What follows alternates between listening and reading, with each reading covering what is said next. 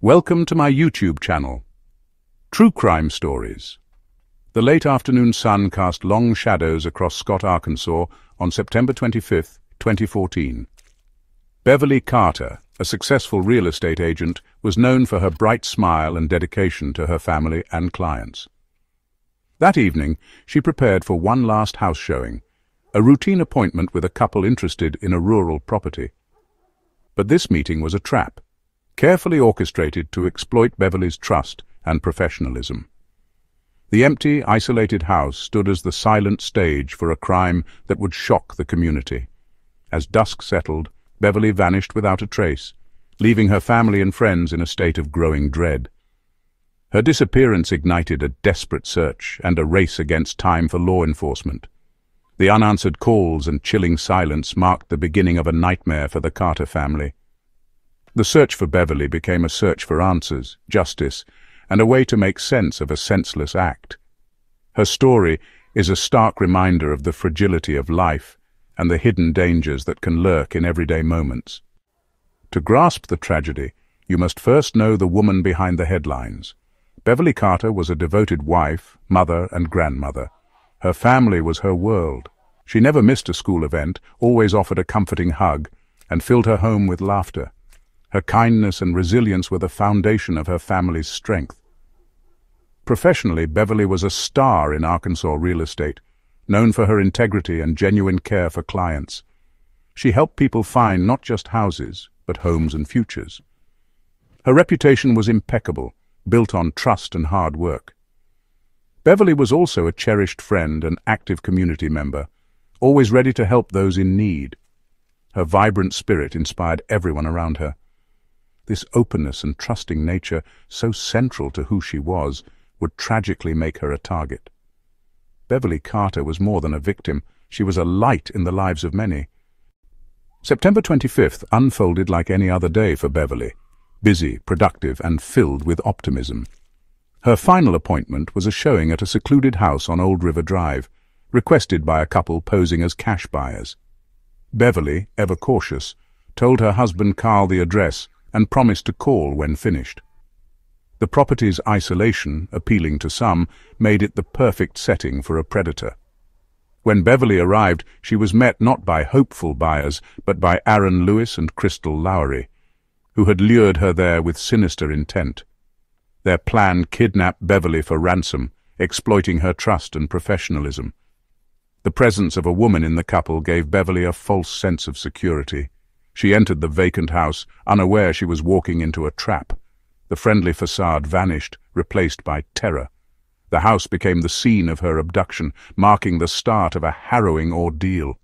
That quiet country evening was shattered by an act of pure evil.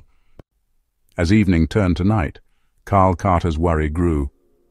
Beverly never missed a check-in. By 8:30 p.m., panic set in. Carl drove to the property and found Beverly's car unlocked, her purse inside, but no sign of her. The scene was wrong. Beverly would never leave her belongings behind. Carl called 911, and the Pulaski County Sheriff's Office responded quickly, treating it as a potential abduction. News spread rapidly, and the community rallied, joining law enforcement in the search. Investigators pieced together Beverly's last known movements, interviewing family and colleagues. The urgency was palpable. Every hour mattered. Volunteers combed the woods and back roads, hoping for a miracle. The real estate community held its breath, united in fear and hope. As the investigation deepened, chilling text messages from Beverly's phone would soon reveal the true horror of her disappearance. The nightmare for the Carter family and their community was only beginning. The search for Beverly was now a race against time. The hope for her safe return was quickly fading. The first major break came from Beverly's phone, a strange text to Carl, "Just drinking with some friends." Carl knew instantly it wasn't her. Beverly didn't drink, and the message was out of character. Soon after, a chilling ransom demand arrived. "Tell them I have Beverly Carter. If you call the police, I will cut her." The investigation shifted to a kidnapping with a direct threat. Detectives traced Beverly's phone movements following pings across central Arkansas. They analyzed the burner phone used to arrange the showing, discovering it had contacted another agent days before. someone who sensed danger and refused the meeting. This revealed a pattern. Beverly was not the first target. The digital trail led to an email sent to Beverly just before her disappearance, linked to Aaron Lewis. A background check revealed Lewis's criminal record and an active warrant. The evidence converged: texts, phone pings, emails, all pointing to Aaron Lewis as the prime suspect. The hunt for Beverly's abductor was on. The digital breadcrumbs had exposed the predator. With Aaron Lewis identified, a statewide manhunt began. 4 days later, police arrested Lewis in Little Rock. He denied involvement, spinning lies and blaming others. Detectives also questioned Crystal Lowry, who at first supported Lewis's alibi. Under pressure, Lowry confessed, revealing their plan to kidnap Beverly for ransom. She described how they lured Beverly, ambushed her, and restrained her with duct tape. Lowry led investigators to a concrete plant in Cabot, Arkansas, where Beverly's body was found in a shallow grave. The devastating discovery confirmed the family's worst fears. Faced with the evidence, Lewis changed his story, blaming Lowry and claiming Beverly died of a heart attack. An autopsy later proved otherwise. The truth was clear. Beverly had been murdered by asphyxiation. The killer's web of lies had finally unraveled. The discovery of Beverly's body ended the search, but began the fight for justice. Crystal Lowry struck a plea deal, confessing and testifying against Lewis in exchange for a 30-year sentence. For Beverly's family, it was a step toward accountability, but their focus was on ensuring Lewis faced full justice. In January 2016, Aaron Lewis stood trial. The prosecution presented overwhelming evidence, including Lowry's testimony. The defense tried to shift blame, but the jury was unconvinced.